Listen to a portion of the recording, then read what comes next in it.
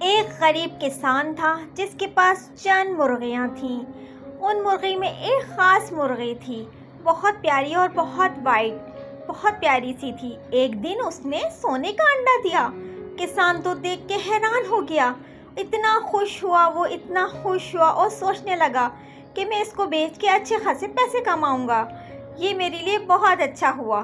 وہ مرغی کا بہت خیال رکھنے لگ گیا، اس کے اچھے سے دانہ کھلاتا۔ کبھی وہ ایک انڈا دیتی سونے کا، کبھی 2۔ اس طرح سے دن گزر رہے تھے۔ انڈے کو تو دیکھتے ہی وہ اتنا خوش ہو جاتا کہ بے انتہا خوشی کا اظہار کرتا اور کہتا میں بہت امیر ہو جاؤں گا، مجھے اس طرح سے انڈے ملتے رہے تو میں بہت امیر ہو جاؤں گا۔ اور وہ بازار لے جا کے ان انڈوں کو بیچ دیتا اور اچھے خاصے پیسے کما لیتا۔ یہ اس کی روٹین بن گئی تھی روزانہ کی۔ بہت خوش ہوتا وہ اس طرح سے، اپنے خواب و خیالوں میں بس انڈے ہی دیکھتا رہتا۔